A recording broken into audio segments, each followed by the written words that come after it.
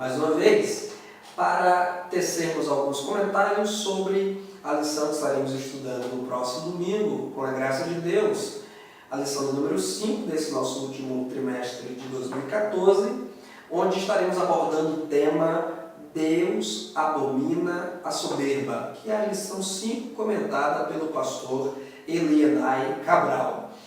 Nesse meu estudo, eu não estarei fazendo uma abordagem completa e corrida do capítulo 4 do livro de Daniel, porque esse é um trabalho que vocês já poderão consultar em outros vídeos, nos muitos comentários bíblicos que nós temos disponíveis, o trabalho de alguns servos de Deus aí no YouTube, vocês poderão estar consultando e vendo essa análise mais detalhada, mais destrinchada de todo o episódio, a narrativa sobre o sonho inquietante de Nabucodonosor, interpretado por Daniel. Eu estarei aqui hoje pontuando algumas coisas importantes que me chamam a atenção, que eu quero comunicar com vocês dentro deste episódio, dentro dessa narrativa. Portanto, nós não faremos uma leitura corrida, mas estaremos aqui destacando algumas coisas importantes deste capítulo e algumas lições que poderemos trazer para os nossos dias de hoje. Acredito que você já deve ter lido todo o quarto capítulo do livro de Daniel e, portanto, ter conhecimento na íntegra do sonho e da interpretação que Daniel deu a Nabucodonosor. Então, eu vou me privar aqui de ficar ressaltando, trazendo novamente ou lendo todo o capítulo, pois eu creio que essa é uma tarefa que você já fez ou deverá estar fazendo aí no decorrer da semana para ter conhecimento na íntegra dos fatos e da narrativa bíblica. Eu apenas vou estar pontuando algumas coisas e peço a sua atenção. Se desejar, fique à vontade para compartilhar o nosso vídeo nas suas redes sociais, Facebook, Twitter, WhatsApp, enfim, e tenho certeza que você estará contribuindo para expandir e divulgar a palavra e o estudo sistemático da palavra de Deus. Deus te abençoe, pegue a sua Bíblia, porque estaremos a meditar nas Santas Escrituras e trazendo algumas referências que certamente serão pertinentes, acrescentarão a você, professor, que está preparando o seu estudo, e a você, aluno, que já tem aí a curiosidade, o interesse de conhecer e de estudar a palavra de Deus de modo prévio, mesmo antes do domingo, que não pode ser substituído por esse estudo, evidentemente. Deus te abençoe, eu tenho uma palavra ao seu coração, fique conosco. O primeiro ponto que eu gostaria aqui de destacar para vocês nesse nosso estudo de hoje é o fato de que, com o término desse estudo no quarto capítulo de Daniel, nós estaremos então nos despedindo de Nabucodonosor como um protagonista das narrativas do profeta.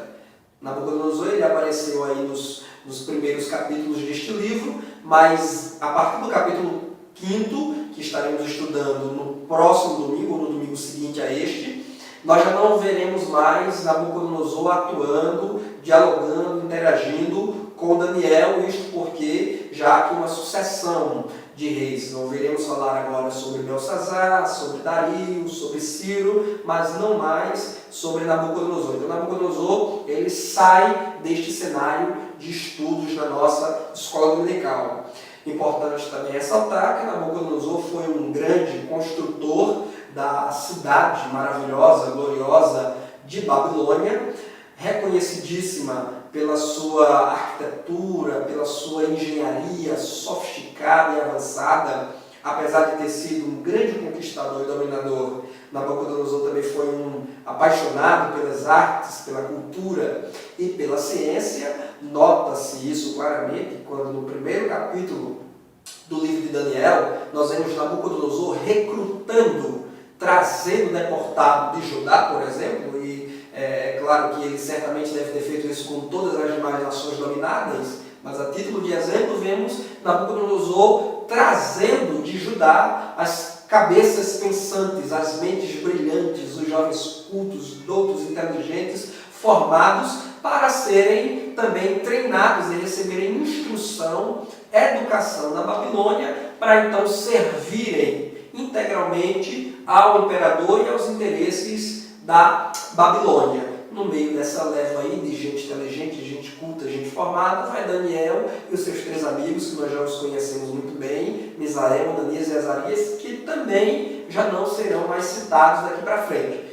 Desde o capítulo 4, os amigos de Daniel também já não estão mais em cena. São informações interessantes, só a título de trazer algum conhecimento a mais para a gente. Outra informação interessante sobre Nabucodonosor é que, além de ele ter sido um grande conquistador, dominador, rei, que deu sequência ao projeto de expansão do Império Babilônico de seu pai, e além de ser um apaixonado pelas artes, pela cultura, né? Tanto é que Babilônia ficou conhecida como a cidade da instrução, da educação, do aprendizado, e Caldeu, nesse sentido, no livro de Daniel, ganha essa conotação. Nós vemos ali sempre se fazer menção aos caldeus ao lado dos astrólogos, dos magos, dos sábios daquela época, porque Caldeu ganhou, além de ser uma referência ao povo daquela região da Caldeia, também passou a ser uma palavra que conotava as pessoas mais cultas, mais instruídas, mais sábias, da mais alta formação secular em Babilônia. Nabucodonosor, ele também é, curiosamente, chamado na Bíblia Sagrada de meu servo, e chamado de meu servo pelo próprio Deus. Se você tiver a sua Bíblia em mãos, você poderá conferir essa informação abrindo o livro de Jeremias, e por várias vezes no livro de Jeremias Deus chama de Nabucodonosor de meu servo, como no capítulo 25, versículo 9, capítulo 27, versículo 6, capítulo 43, versículo 10. Deus chama de Nabucodonosor de meu servo. É evidente que não podemos depender disso, que Deus estaria igualando Nabucodonosor a um servo fiel, íntegro, reto, como Jó, por exemplo, né? Porque Deus chama Jó de meu servo, chama de meu servo diante de ninguém mais nem menos que Satanás. Então o próprio Deus dá testemunho da retidão, da justiça e da submissão de Jó a ele, Deus Todo-Poderoso. E agora ele está chamando também Nabucodonosor, que é um rei pagão, politeísta, adorador de vários deuses, venerador e cultuador de Marduk, de meu servo. Evidentemente que Deus não está querendo dizer com isso que Nabucodonosor é um servo íntegro, fiel, um filho de Deus, alguém que teme a Deus, que adora a Yahvé, que não venera, que não adora, que não cultua outros deuses. Não é isso. Quando Deus diz que ele é meu servo, é no sentido tão somente de que ele será um canal, um instrumento por meio de quem Deus irá executar justiça e juízo sobre a terra de Judá, que era a terra do povo de Deus, mas que infelizmente estava saturada de pecado, de idolatria, corrupção, violência e engano. Basta lermos, por exemplo, o livro do profeta Abacuque e veremos ali o profeta fazendo as suas queixas diante de Deus da terrível violência, da terrível imoralidade, do pecado gritante, dominante em Judá. Então Deus estaria utilizando a Babilônia para executar justiça sobre Judá, para punir, para castigar Judá, e o cabeça deste juízo, ali direcionado, conduzido por Deus, seria o rei de Babilônia, obviamente, Nabucodonosor. É só por isso que ele é chamado de meu servo. Não podemos, por isso, entender e ensinar amanhã. É importante que você, professor, esteja atento a isso. Ensinar no próximo domingo, digo, que Nabucodonosor era um servo de Deus, como você e eu o somos, porque adoramos tão somente a ele e o cultuamos diuturnamente. Outra coisa interessante sobre Nabucodonosor é o fato de que ele foi um dos reis pagãos mais bem evangelizados no mundo antigo. Deus se comunicou a esse homem, se fez conhecido, Deus se revelou a este homem por várias formas. Dentre uma das mais comuns, as visões, os sonhos. Nabucodonosor foi um verdadeiro rei pagão sonhador, um privilegiado, porque ele recebeu sonhos de Deus que talvez nem mesmo você e eu tenhamos recebido, porque foram sonhos que trouxeram a revelação de fatos passados, de fatos presentes para a situação em que ele vivia, de fatos futuros, sonhos e revelações escatológicas e apocalípticas.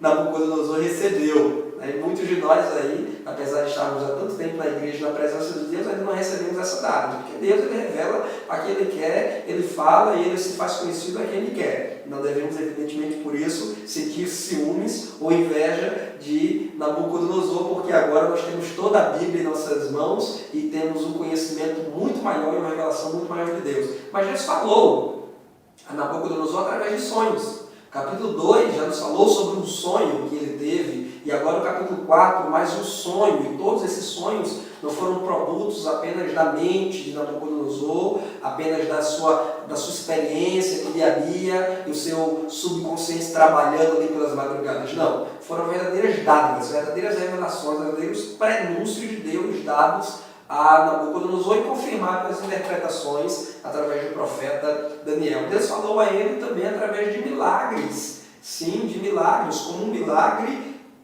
vivido por Misael, Ananias e Azarias, que sobreviveram à fornalha, saíram ilesos quando deveriam ser queimados, tostados e incinerados. Um milagre diante dos próprios olhos de Nabucodonosor, que viu um quarto homem na fornalha ardente. E apesar deste milagre, Nabucodonosor ainda permanece resistente à voz de Deus. Deus se comunicou também a ele, Deus falou a ele, Deus evangelizou, e eu aqui estou usando uma palavra neotestamentária, uma palavra muito mais recente, né, porque evangelizar faz referência a evangelho, mas para efeitos didáticos eu estou falando assim. Deus evangelizou através do testemunho desses homens santos, desses homens fiéis.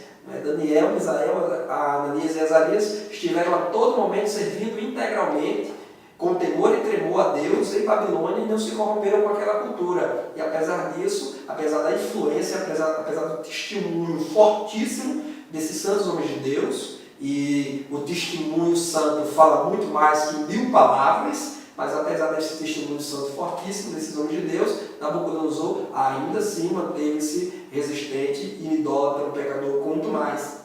Deus falou também a Nabucodonosor através da pregação, porque cada sonho que ele recebia, Daniel ia lá, interpretava e fazia uma verdadeira pregação. Nesse capítulo 4 que nós vemos aqui, ao final da interpretação, Daniel ele faz um apelo, um verdadeiro apelo ao rei Nabucodonosor, dizendo: ó rei, deixa os teus pecados, pratica a justiça, atende às demandas dos pobres, ser solícito para com os pobres do teu reino, e Deus ele se compadecerá de você. Então Daniel ele aproveita, ele não só dá a interpretação na seca e vai embora, mas ele também deixa ali uma porção de uma palavra de Deus para tentar cativar o coração daquele rei pagão para os caminhos do Senhor. Então também através da pregação Nabucodonosor foi evangelizado, e também através da voz direta de Deus. O próprio Deus se faz ouvir. Aquela mesma voz que foi ouvida lá no Jordão, quando Jesus foi batizado, que Deus do céu disse: esse é meu filho amado em quem me comprazo. Aquela mesma voz que foi ouvida no Monte da Transfiguração por Pedro, Tiago e João, que estavam ali com Jesus quando, de forma milagrosa e sobrenatural, apareceram diante dele Moisés e Elias, e a voz do céu, a voz do Pai, dizia: este é o meu filho amado em quem me comprazo, a ele ouvi. Esta mesma voz de Deus, vinda diretamente do céu, sem mediador, foi ouvida por Nabucodonosor, agora aqui no capítulo 4. Então Deus ele se fez manifesto, Deus se mostrou, Deus se tornou conhecido a Nabucodonosor de várias formas. Agora, entrando propriamente na questão do sonho e da interpretação do sonho de Nabucodonosor, tem algo interessante aqui também, mais um ponto que eu quero ressaltar para vocês, é o que consta no capítulo 4, no versículo 19. Peço que você pegue a sua Bíblia para conferir, porque eu quero chamar a sua atenção aqui para isso. Nabucodonosor, ele está narrando, esse capítulo 4 ele é interessante porque a narração, Nabucodonosor ele já tinha sido recobrado a sua memória, o seu juízo, a humilhação já havia sido passada, certo? Os 7 tempos ali já haviam se findado, ele já havia sido restabelecido ao trono, então ele agora está narrando e expedindo ali um edito, uma espécie de um decreto para todo o seu reino, para todos os seus súditos em toda a parte do mundo antigo, para informar a revelação que ele recebeu de Deus, a interpretação dada por Daniel. E ele ali louva ao Senhor, exalta ao Senhor, glorifica ao Senhor. Vamos ver ao final desse estudo se isso significa ou não uma conversão de Nabucodonosor. Há quem diga que ele se converteu, há quem diga que não. Nós vamos ver isso ao final desse estudo. Mas ele está narrando o episódio em que Deus exerceu juízo sobre ele em razão de sua soberba, de seu orgulho irrefreável, mas também da misericórdia de Deus ao restituí-lo, ao trazer de novo a saúde mental e lhe dar a chance de reassumir o controle do império, o seu trono, o seu reino. Então ele vai falar sobre um momento em que Daniel é trazido à sua presença, depois que que os magos, os bruxos, feiticeiros, os caldeus não lhe deram a interpretação do seu sonho, porque realmente eles não entendiam de nada. Fica claro aqui nesse capítulo que os magos contratados e pagos por Nabucodonosor de sonho não entendiam absolutamente nada, porque no capítulo 2 eles não disseram ao rei qual foi o sonho, nem muito menos deram interpretação. Aqui, pelo menos, Nabucodonosor contou a eles o sonho, mas ainda assim eles nem mesmo com o sonho dado deram a interpretação ao rei. Claro que vai haver aqui alguns estudiosos que vai dizer que eles não deram a interpretação por medo, embora eles soubessem o significado do sonho de Nabucodonosor, eles não disseram ao rei o significado por medo, em razão de ser um sonho inquietante, um sonho que realmente iria colocar pavor no coração do rei, porque dizia respeito à sua queda, ao declínio que ele experimentaria durante um tempo. Se for verdade, então, essa teoria, esses magos, eles não só eram ignorantes, como eram tímidos, fracos e medrosos. Mas aí, ao final, quando não houve uma resposta satisfatória para Nabucodonosor, é trazido Daniel, que é chamado de Beltesazar, em homenagem ao deus Bel de Nabucodonosor. O rei conta a Daniel o sonho, e Daniel, conforme o capítulo 1, ele tinha habilidade, dom sobrenatural de interpretações e visões, ele recebe de imediato a revelação, a interpretação do sonho de Nabucodonosor. Foi o sonho daquela árvore grandiosa que cresceu até o céu, que trazia ali, que alinhava sobre ela os pássaros, as aves, debaixo dela os animais ficavam ali acomodados, abrigados, os homens se alimentavam dos muitos frutos daquela árvore, enfim, mas um anjo veio e ordenou que aquela árvore fosse cortada, derrubada, mas que deixasse o toco e as raízes dela presas à superfície, ao chão, amarrada com ferro e bronze, e enfim.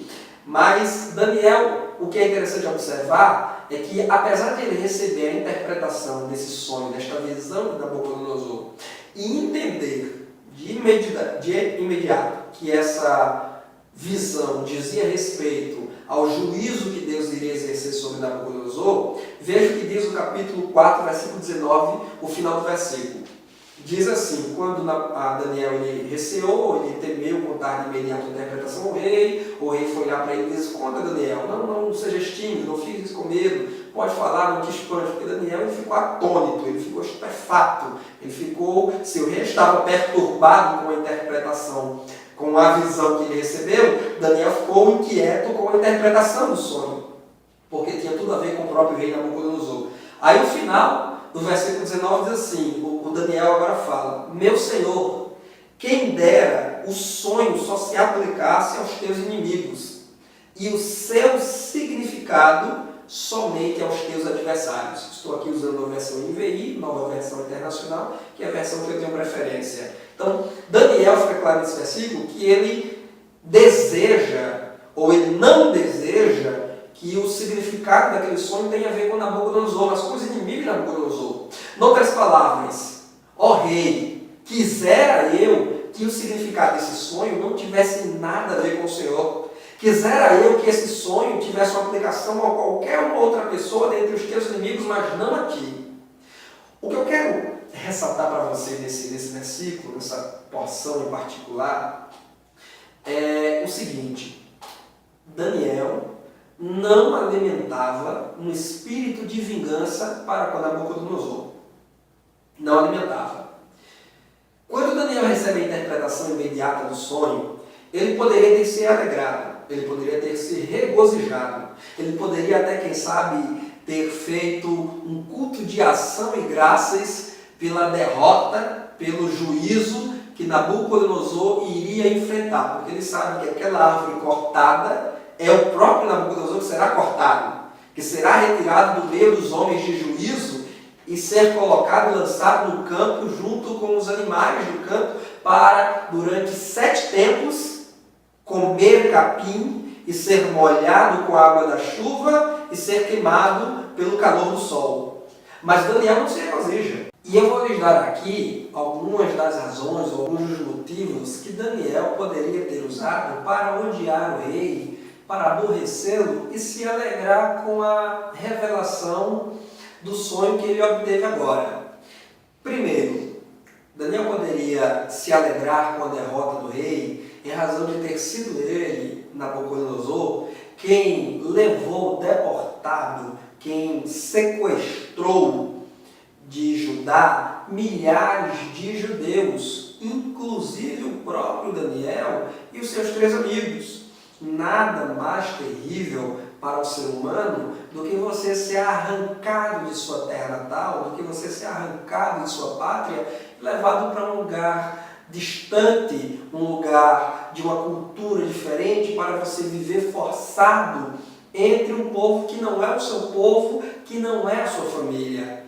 Daniel teria um segundo motivo para odiar Nabucodonosor e, portanto, se alegrar com a derrota dele, que foi o fato de Nabucodonosor ter saqueado o Santo Templo, roubado a prata, o ouro, o bronze, as peças sagradas do culto do Antigo Testamento.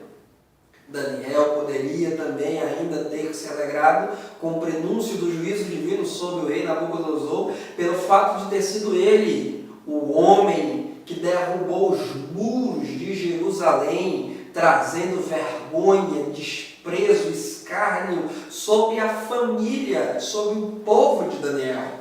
Daniel poderia ter festejado e se alegrado com o prenúncio de sua derrota, em razão de ter sido Nabucodonosor, aquele rei pagão idólatra que não muito tempo atrás construiu uma estátua de ouro e exigiu de todos os seus súditos a veneração, o culto, a adoração àquela imagem.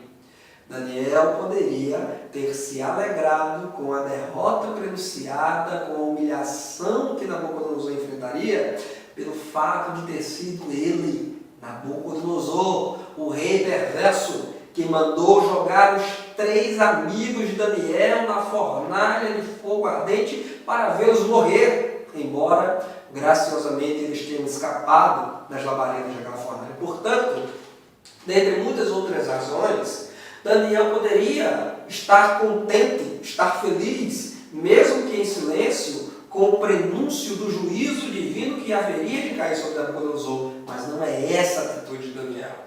Não deve ser essa sua e a minha atitude, meu irmão, diante dos prenúncios de Deus sobre os juízos divinos que haverão de cair sobre esta terra. Nenhum autêntico profeta, nenhum autêntico porta-voz, nenhum autêntico embaixador de Deus deve alegrar-se e pronunciar juízos divinos com um sorriso no rosto, ao invés de lágrimas nos olhos. Um autêntico profeta de Deus, ele teme, treme, ele estremece e ele fica como Daniel, atônito e espantado diante dos juízos divinos proclamados na Santa Palavra e em seu coração. Certamente Daniel não se alegra com a derrota de Nabucodonosor, porque a derrota de Nabucodonosor, a humilhação de Nabucodonosor, significava a humilhação de toda a Babilônia onde Daniel estava exilado.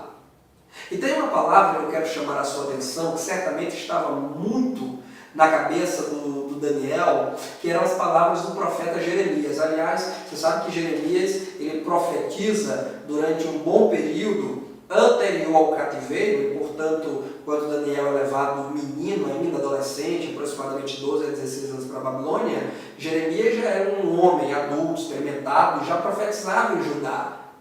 Ele é o profeta de Judá. Daniel é o profeta exilado em Babilônia. E tem uma palavra interessante no livro de Jeremias, uma recomendação do próprio Deus, e que certamente Daniel trazia em sua cabeça, e por isso ele não se sentia no direito de alegrar-se com o prenúncio da justiça e do juízo que cairia sobre Nabucodonosor. Quero convidar você a pegar sua Bíblia e conferir comigo no livro do profeta Jeremias, capítulo 29 e versículo 7. Veja qual era a recomendação de Deus, se era festejar ou se era ressentir-se dos possíveis juízos que haveriam de cair sobre a Babilônia. Diz assim o texto sagrado, Jeremias 29, 7. Busquem a prosperidade da cidade para a qual eu os deportei e orem ao Senhor em favor dela, porque a prosperidade de vocês depende da prosperidade dela. Portanto, meus irmãos, fica claro aqui nas palavras de Jeremias, essa carta aos exilados, que a recomendação não era rebelar-se contra a Babilônia, a recomendação não era insurgir-se contra a Babilônia, não era provocar motins, revoltas, manifestações populares contra a Babilônia, antes submeter-se a ela, porque aquele era o desígnio de Deus. Os 70 anos do cativeiro deveriam acontecer e era inexorável. E a atitude dos exilados deveria ser uma atitude de oração, de intercessão em favor de Babilônia. Eu penso que essa palavra, ela deve falar muito forte no nosso coração hoje, sobretudo depois de havermos passado agora recentemente por um pleito eleitoral, onde já foram decididos os novos deputados estaduais, federais, senadores, governadores e a presidenta da República que foi reeleita. Eu penso que passado as disputas eleitorais, passado as comemorações dos partidários, enfim, este é o momento agora, não de nós nos revoltarmos, não de nós xingarmos, praguejarmos, de nós fazermos motins contra o poder público estabelecido e legitimamente eleito. A nossa atitude agora, sim, evidentemente que devemos, enquanto cidadãos, continuar apurando as ações dos políticos, dos nossos governantes, devemos denunciar as corrupções, as maldades, devemos denunciar tudo aquilo que é um erro e que transgride a nossa Constituição, todavia não com um espírito de revolta, de revanchismo, de ódio e raiva. Infelizmente a gente percebe um ódio, uma ira descabida e desmedida no coração e nas palavras de muitos cristãos. Veja as redes sociais, vejam aí os veículos de comunicação, muita gente esbravejando, muita gente vomitando ira e rancor contra os governos, ou estaduais ou federal. Mas não é essa a nossa atitude. Nossa atitude deve ser como a atitude de Daniel, uma atitude de temor, de respeito, de oração, de clamor, de intercessão. Porque, como disse Jeremias aqui, na prosperidade da Babilônia, haverá prosperidade para vocês. Na paz de Babilônia haverá paz para vocês.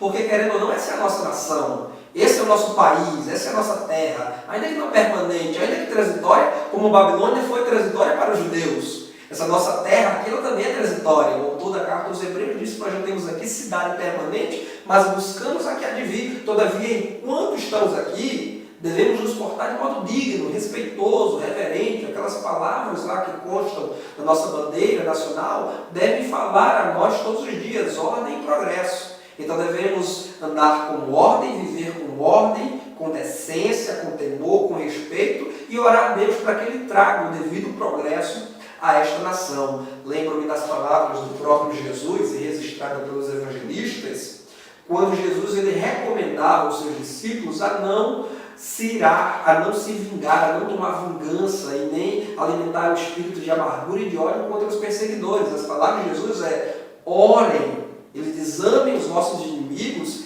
e orem pelos que vos perseguem.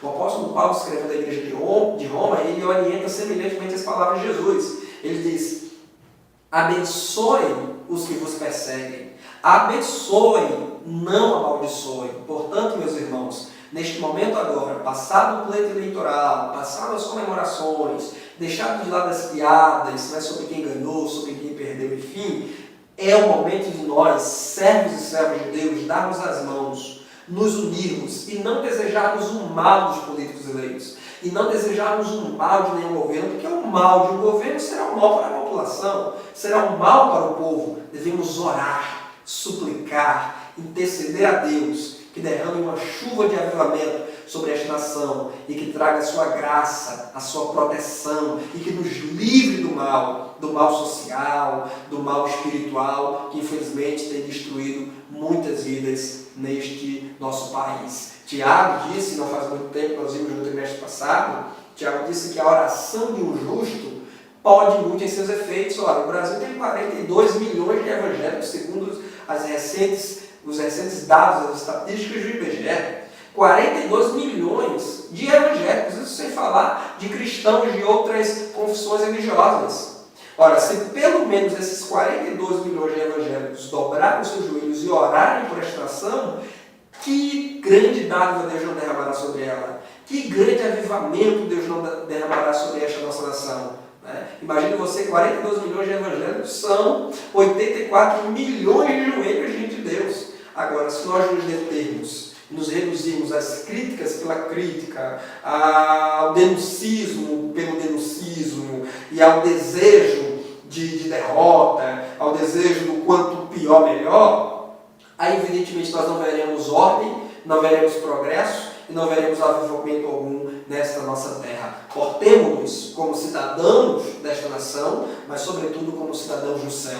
E é exemplo de Daniel, que não se satisfez na revelação do sonho de Nabucodonosor, nós também não devemos nos satisfazer com a derrota de nenhum governo estabelecido. Antes, orar e desejar o bem deles. O apóstolo Paulo, ele diz, lembro-me agora, escrevendo sua carta a Timóteo, o apóstolo Paulo, eu peço até você que abra a sua Bíblia para acompanhar comigo, se não me falha a memória, a primeira carta de Paulo a Timóteo, no capítulo 2, veja qual é a recomendação de Paulo sobre o poder público estabelecido, quando Paulo ele recomenda ao jovem pastor da igreja de Timóteo, 1 Timóteo capítulo 2, versículos 1, Paulo diz assim, versículos 1 e 2, antes de tudo, recomendo que se façam súplicas, orações, intercessões e ações de graças por todos os homens, pelos reis e por todos os que exercem autoridade, para que tenhamos uma vida tranquila e pacífica, com toda a piedade e dignidade. Aí o versículo 8, ele diz assim ainda, quero, pois, que os homens orem em todo lugar, levantando mãos santas, sem ira e sem discussões. Portanto, meus irmãos, a recomendação é não discutir, não brigar, não criarmos o sentimento de facção, de revanchismo, de ódio gratuito. É levantar as mãos, sem ira, mãos santas e sem discussões fúteis, banais, que não servem senão para a perversão dos nossos ouvintes, e orarmos com estas mãos santas levantadas aos céus, suplicando ao Deus, Criador dos céus e da terra, que tenha misericórdia da nossa nação. Um outro ponto importante que eu quero ressaltar aqui para os irmãos é sobre a questão dos tempos. Daniel 4,16 fala-nos aí na visão, no sonho de Nabucodonosor, que a humilhação que ele haveria de enfrentar, representada no seu sonho pela árvore que foi cortada e cujo toco foi deixado junto com as raízes presa à terra e amarrada com ferro e bronze, o versículo 16 fala-nos que seriam por um período, essa humilhação, esse juízo sobre Nabucodonosor seria por um período de 7 tempos. O que eu só quero aqui ressaltar para vocês é que não há um pensamento unânime sobre o que significa exatamente esses 7 tempos, ou a quantidade de tempo exata que se refere a essa expressão tempos. A opinião mais comum é de que tempos aí refere-se a anos. Todavia, como ressalta a Bíblia Arqueológica NVI, que é uma das melhores bíblias de estudo publicadas em língua portuguesa recentemente, bem como noutros comentários bíblicos, como o comentário sobre o livro de Daniel, publicado pela editora Vida Nova, diz que essa expressão tempos pode se referir a estações definidas do ano, mas pode ser a dias, a meses, a anos, a períodos, enfim.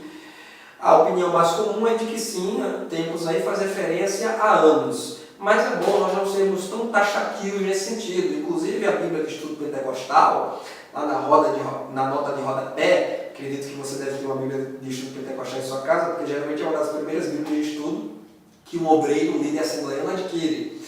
Então, diz lá na nota de rodapé de Daniel 4,16, uma informação curiosa, que inclusive parece não ser muito respaldada noutros comentadores da Bíblia Sagrada, que é de que tempos ali, literalmente, estações, e a leitura que o comentador da Bíblia, o editor da Bíblia de Estudo Pentecostal faz, é que tempos ali, literalmente estações, seria possivelmente uma referência a um período de 3 anos e meio, que segundo ele, os babilônios costumavam contar estações, apenas 2 estações do ano, que é o verão e o inverno.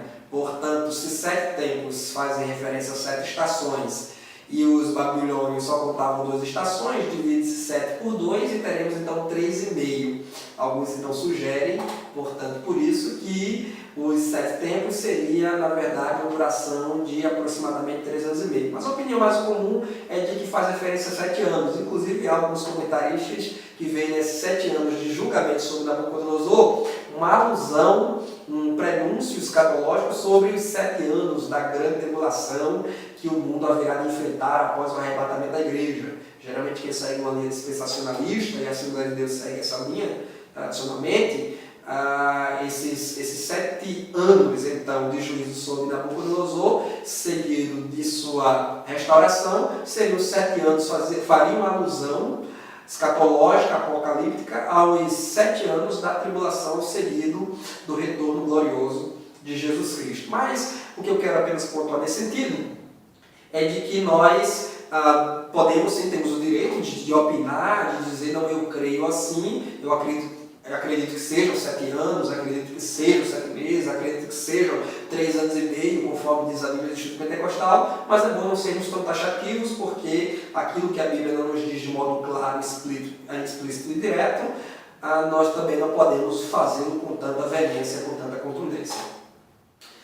Interessante observar também, outro ponto que eu quero ressalvar para você aqui, é que depois de Nabucodonosor ter tido o sonho e ter recebido a explanação, a explicação, a interpretação dada por Daniel, e também ter ouvido a recomendação de Daniel para que se arrependesse, para que praticasse a justiça social. Justiça social é um tema recorrente nos profetas clássicos, Isaías, Jeremias também, Oséias, Amós. Todos esses profetas eles vão estar falando sobre a prática, Miqueias, sobre a prática, a religião verdadeira, como diz Tiago, é o exercer, o praticar as boas obras em favor dos pobres, dos necessitados. Então, ali, através do profeta Daniel, Deus está conclamando Nabucodonosor a ser mais humilde, a ser mais respeitoso, a ser mais cortês e generoso para com os seus súditos, especialmente com os mais pobres, usando a equidade, de justiça, de lealdade e de honestidade para com eles. Mas, no período entre a interpretação dada por Daniel e a conclamação para o arrependimento e a execução do juízo sobre Nabucodonosor, diz a Bíblia que passou-se um período de 12 meses, de 1 ano.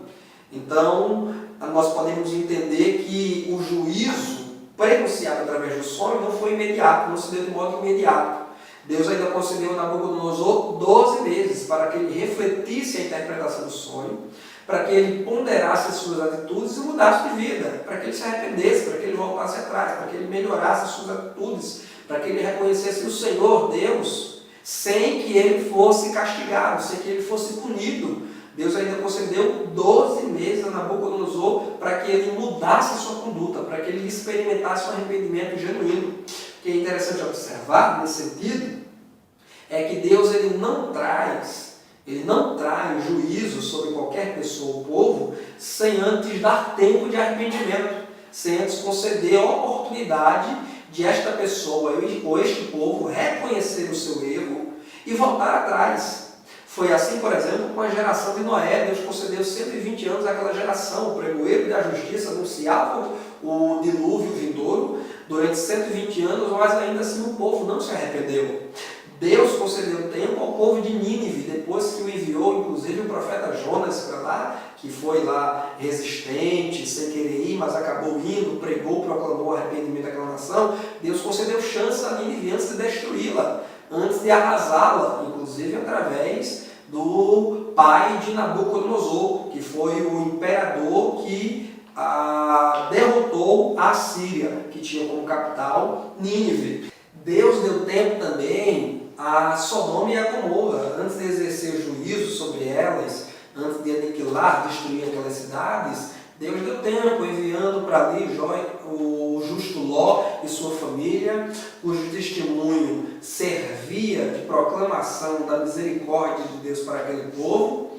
Deus estava, através da família de Ló, mostrando que é possível ver numa cultura perversa, promíscua, sem se contaminar por ela, mas nem ainda assim aquelas cidades viram ou aceitaram o chamado de Deus para o arrependimento.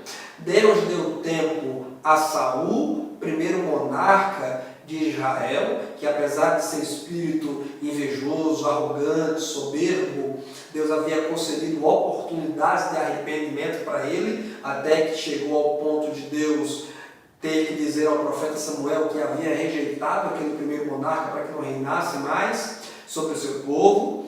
Deus concedeu tempo à própria nação de Israel, quando Cristo Jesus, aqui encarnado, e durante seu ministério terreno de 3 anos, proclamou o Evangelho aos pobres, restituiu a vista, a saúde aos enfermos, aos doentes, multiplicou pães e peixes, perdoava pecados, mas ainda assim Israel não aceitou, pelo contrário, rejeitou e o mandou para a cruz. Deus concedeu tempo a Jerusalém e a Israel para que se arrependesse, para que cresça no Senhor, antes de o general Tito, o general romano, vir a Jerusalém e devastar, arrasar novamente Jerusalém, como havia sido durante a época da invasão da Babilônia. E Deus também deu tempo a uma tal mulher chamada Jezabel, da igreja de Tiatira, na Ásia Menor. O próprio Cristo, em uma das cartas escritas por João, diz que ele havia dado tempo a essa mulher para que ela se arrependesse, mas porque ela não se arrependeu, ela experimentaria, ela amargaria o juízo divino.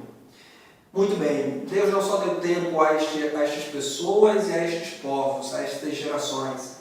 Deus também, a exemplo de ter dado tempo a Nabucodonosor, está concedendo tempo hoje ao mundo. O apóstolo Pedro ele discorre sobre isso, quando ele levanta uma pergunta que era comum já em sua época se fazer, e hoje muito mais, que é: onde está Cristo?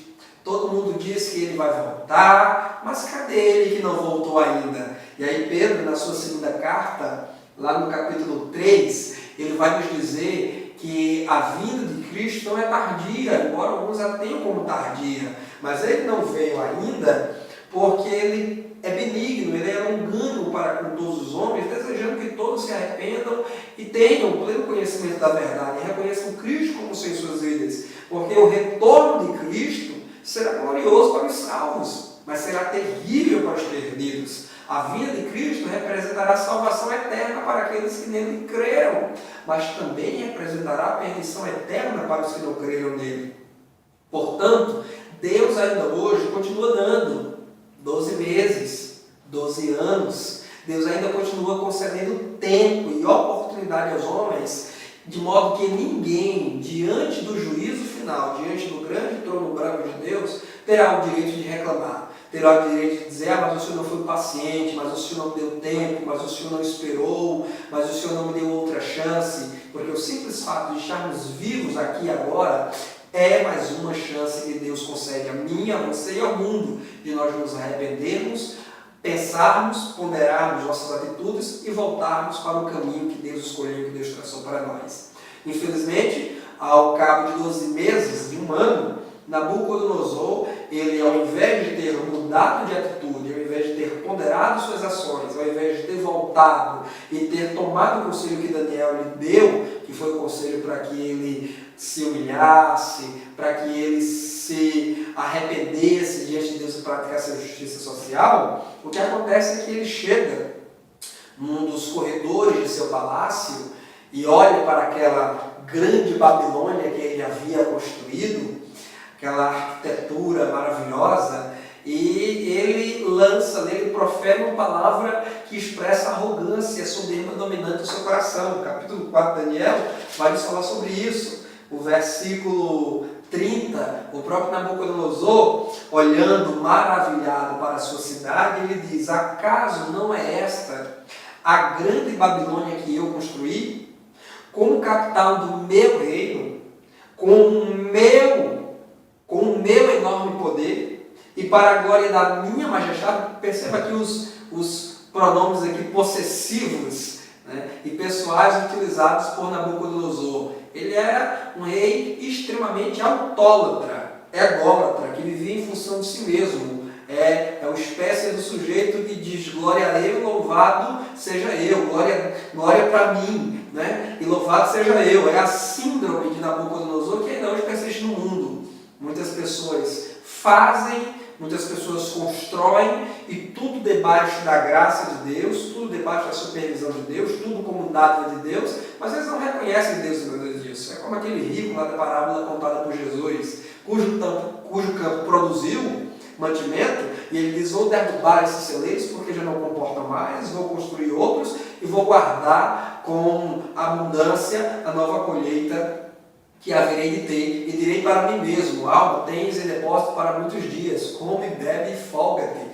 E ele repentinamente ouviu a voz de Deus, a mesma voz. Deus, ele continua falando ao homem. Se o homem não ouve a Deus através dos sonhos, se o homem não ouve a Deus através da pregação, se o homem não ouve a Deus através do testemunho de homens santos, se o homem não ouve a Deus através dos milagres que todos os dias Deus está manifestando na história, então Deus, ele diretamente fala ao coração do homem. E ele falou ao coração do rico e insensato da parábola de Jesus, dizendo: louco, esta noite te pedirão a tua alma, o que tens preparado para quem ela será? A mesma voz foi ouvida também por Nabucodonosor, quando maravilhado diante da Babilônia, ele se orgulha e diz: a Babilônia que eu construí, com a minha força, para a minha glória, e tudo eu, e ele se esquece que, como disse o profeta Jeremias, tudo aquilo era desígnio de Deus. Deus havia dito através do profeta Abacuque que ele estava levantando a Babilônia para vir contra Judá, mas ele também haveria de punir o povo da Babilônia. No final das contas, tudo é a direção de Deus, tudo são os caminhos e os desígnios de Deus. Nós não temos o que nos orgulhar. Não podemos, meus irmãos, nos orgulhar porque pregamos bem, porque cantamos bem, porque ensinamos bem, porque somos líderes bem-quistos e estimados pela congregação onde servimos a Deus. Como disse o apóstolo Paulo: eu plantei, Apolo regou, mas Deus foi quem deu o crescimento. O livro do Salmo 115 diz: não a nós, Senhor, não a nós, mas ao teu nome da glória. Portanto, é a Deus que devemos tributar toda a honra, toda a glória e todo o louvor, porque dele, por ele e para ele são todas as coisas. Nabucodonosor não fez caso disso, ignorou a revelação dada no sonho, ignorou o sonho anterior que havia tido da estátua ali, que havia sido despedaçada pela pedra cortada sem mãos que veio aos pés de ferro e barro e destruiu aquela estátua. Nabucodonosor esqueceu tudo isso, esqueceu todos os milagres que Deus havia operado através dos seus santos servos em Babilônia, e agora expressa sua arrogância, sua soberba, a soberba irrefreável, que é o tema de nossa lição, né? Nós estamos abordando aqui essa semana para o estudo no próximo domingo. Deus abomina a soberba. A Bíblia diz que Deus, ele abomina, ele aborrece o soberbo, mas ele exalta o humilde. Tem um versículo no livro de Provérbios, onde diz que, Provérbios 16:5, diz que o Senhor detesta os orgulhosos do coração, certamente eles serão punidos. Provérbios 16:5 deixa-nos claro que Deus, ele não tem qualquer simpatia para com o soberbo, para com o orgulhoso. Tiago diz, nós já estudamos, que Deus, ele dá maior graça ao humilde, mas ele resiste ao soberbo, ele resiste, ele abate ao exaltado. Então, Nabucodonosor, imediatamente após as suas palavras de soberba e de arrogância, ele ouve a voz do céu, dizendo para ele que o seu reino é passado e que o sonho que ele havia tido haverá de se cumprir agora. Ele será arrancado do convívio social, ele será tirado do palácio, ele irá se despir de suas vestes reais, irá parar no campo para comer capim como um animal e ser ali regado com a chuva e ser queimado com a luz do sol. Pelos irão crescer como de águia em seu corpo e unhas como de uma ave, com as quais ele irá escavar o chão em busca de alimento. Deus definitivamente não deixará o soberbo impune, o arrogante sem o seu devido castigo. O que é interessante observar é que agora, depois de 12 meses, depois de um ano, o julgamento vem subitamente após a arrogância de Nabucodonosor em virtude de seu orgulho pela Babilônia que ele construiu. A Babilônia dos mais de 50 templos, a Babilônia dos jardins suspensos, a Babilônia da arquitetura que impressionava o mundo antigo, a Babilônia da estátua erigida em homenagem ao deus Marduk, que pesava aproximadamente 22 toneladas, toda confeccionada em ouro. Essa Babilônia erigida de modo pomposo, portentoso, Deus agora estava julgando Nabucodonosor, porque tudo aquilo estava acontecendo com a graça e com a permissão de Deus, e o rei caldeu não reconheceu.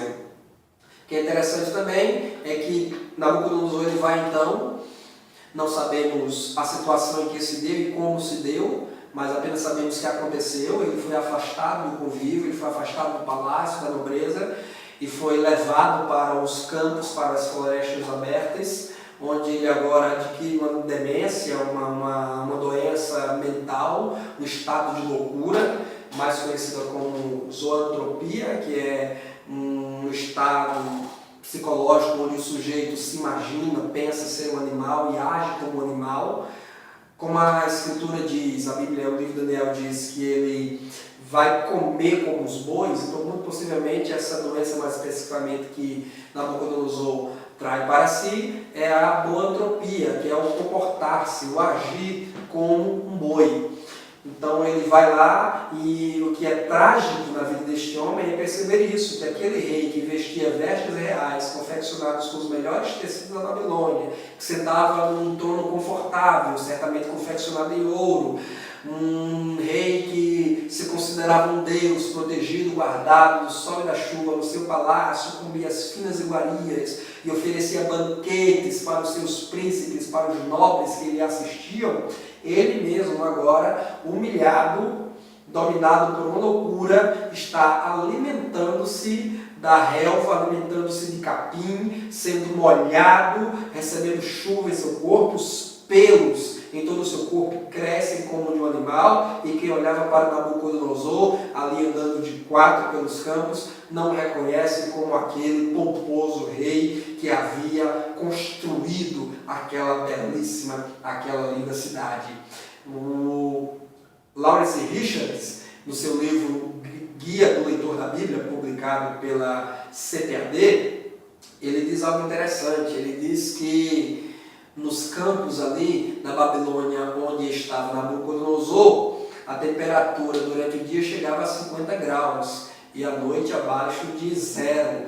Você pode, por isso, então, imaginar a terrível aflição e opressão que viveu Nabucodonosor durante esse período dos 7 tempos, que não podemos afirmar com tanta categoria se foram 7 anos, 7 meses ou 3 anos e meio, como sugere a Bíblia de Estudo Pentecostal. Todavia, podemos sim admitir que foi um tempo longo, um tempo prolongado, não pode ter sido um tempo muito curto, porque senão o Nabucodonosor nem imaginaria aquilo como um juízo de Deus, mas apenas como um lapso de memória, como, enfim, uma situação qualquer que poderia acontecer a qualquer um. O tempo foi prolongado o suficiente para que nascessem, crescessem pelos em seu corpo e as suas unhas ficassem tão grandes como unhas de aves.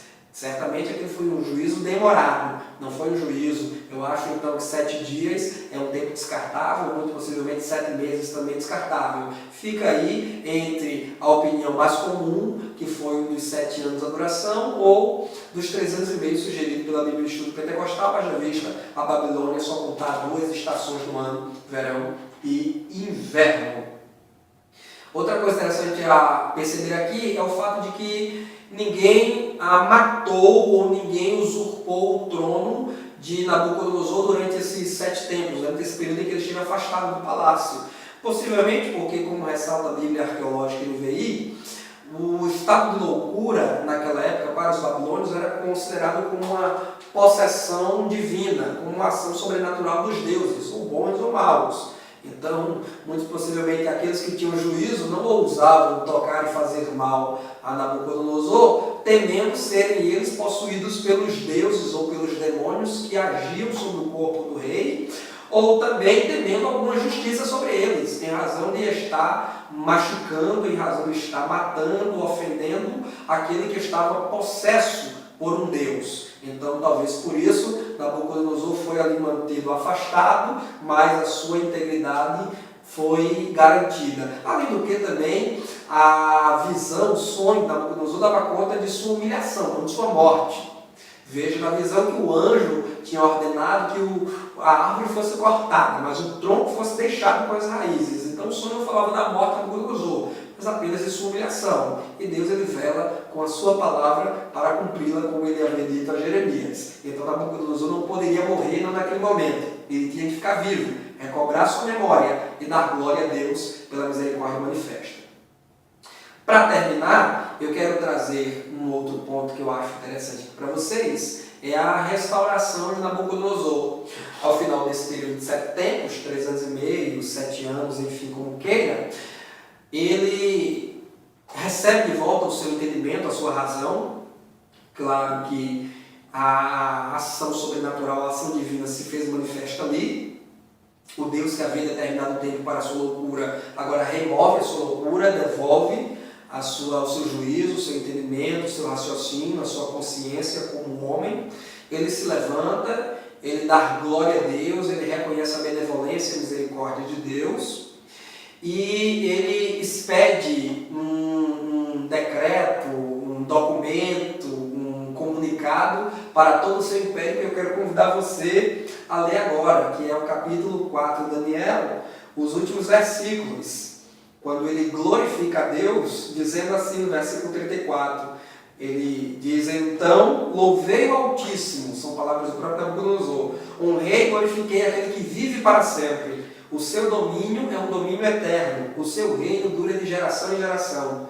Todos os povos da terra são como nada diante dele, ele age como lhe agrada, como os exércitos dos céus e com os habitantes da terra. Ninguém é capaz de resistir à sua mão ou dizer-lhe o que fizeste, de questionar a Deus. É isso que Nabucodonosor está dizendo. Aí o versículo 37 até o final diz: agora eu, Nabucodonosor, louvo, exalto e glorifico o Rei dos céus, porque tudo o que ele faz é certo e todos os seus caminhos são justos. E ele tem poder para humilhar aqueles que vivem com arrogância. E aqui sai o cenário Nabucodonosor, rei de Babilônia.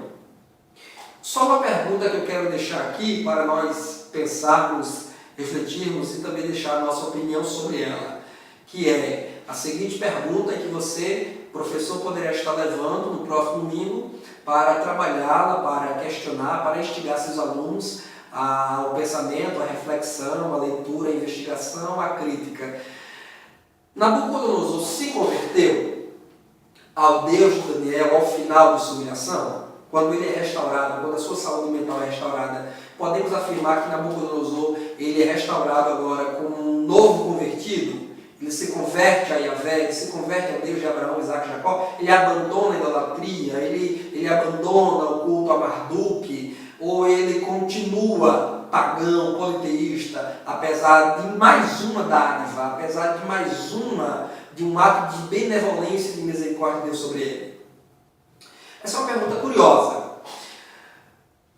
Alguns comentaristas, alguns estudiosos da Bíblia Sagrada argumentam que sim, argumentam que o rei Nabucodonosor, após a sua humilhação, em razão desse louvor expresso aqui que li, ele teria sim se convertido.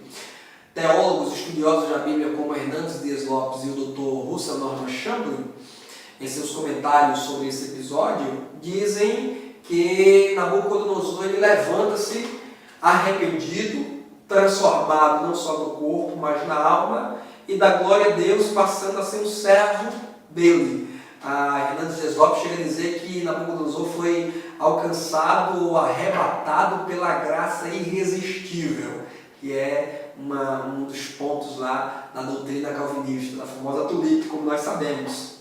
Todavia, nós sabemos que existem outros comentaristas que defendem a opinião contrária, a opinião de que Nabucodonosor não experimentou uma genuína conversão. Acredito que bastaria citar, por exemplo, o João Calvino, no seu comentário do livro de Daniel.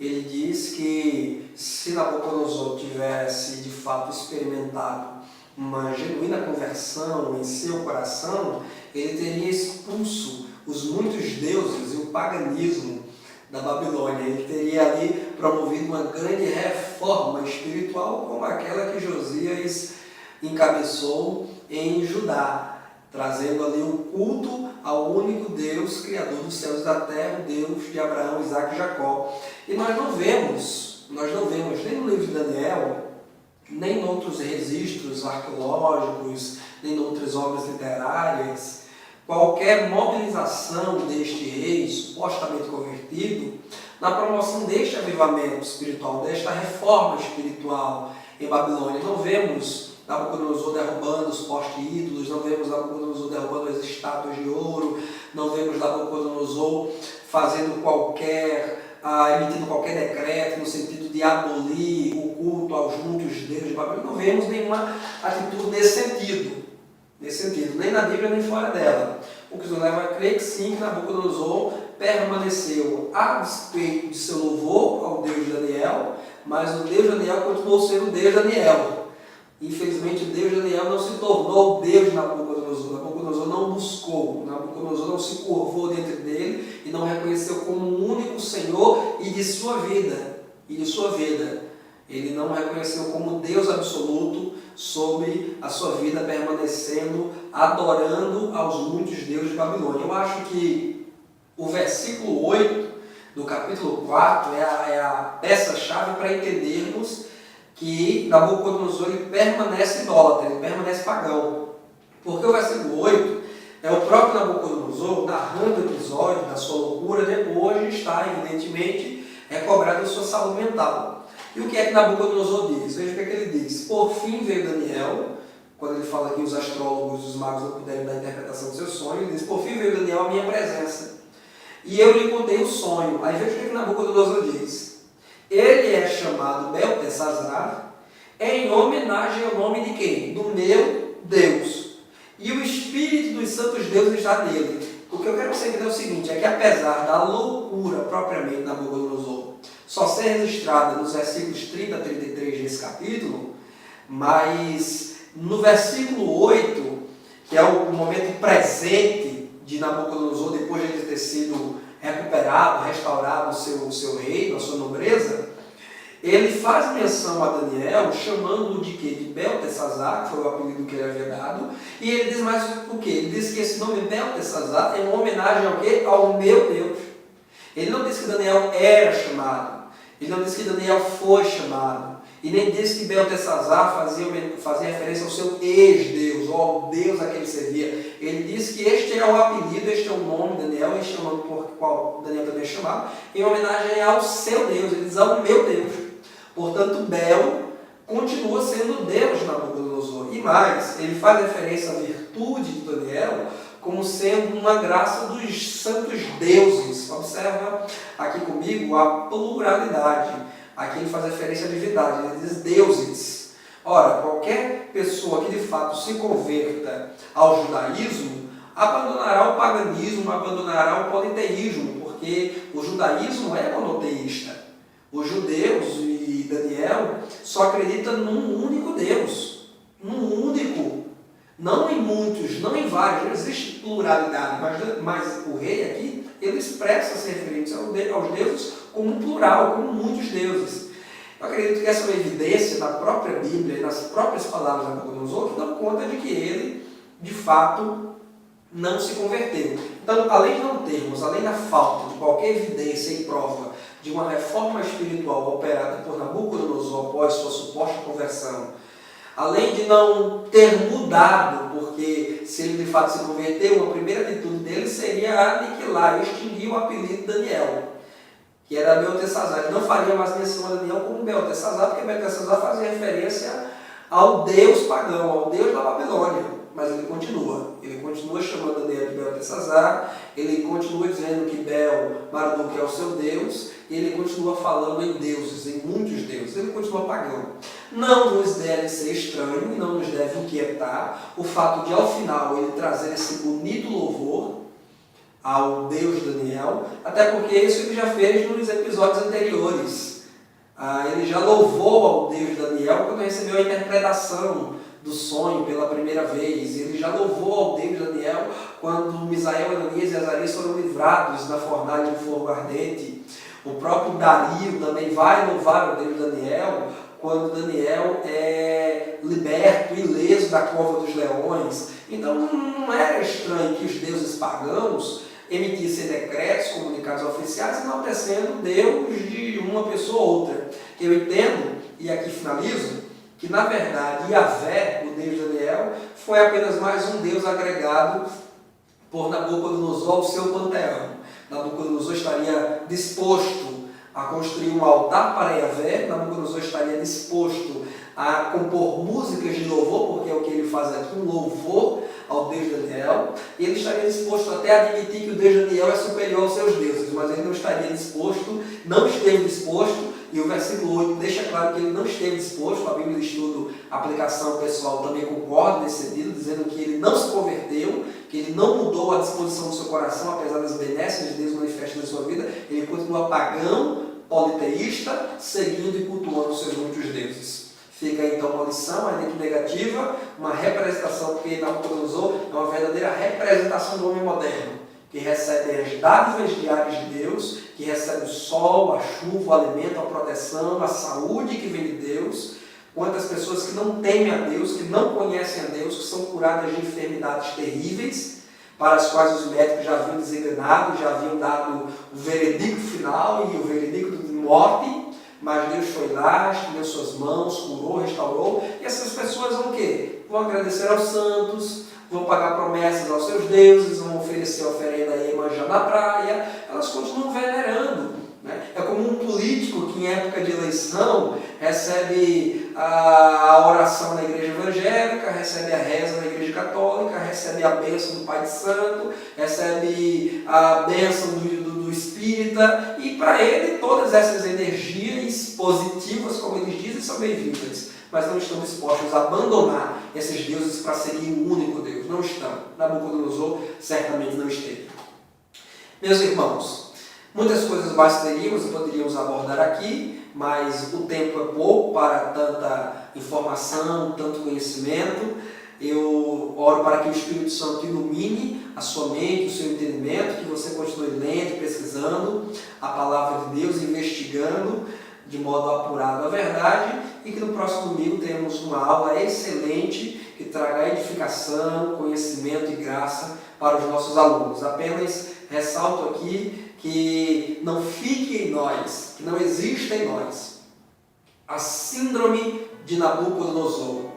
Glórias para mim e louvado seja Ele. Que reconhecemos Deus em tudo, que reconhecemos Deus em nossa vida, que todo o bem e a prosperidade que vemos a desfrutar, que podemos tudo ao Senhor, nosso Deus, Criador dos céus e da terra, porque é dele que vem toda a bênção. Deus te abençoe, um grande abraço, em nome de Jesus, até a próxima, querendo Deus.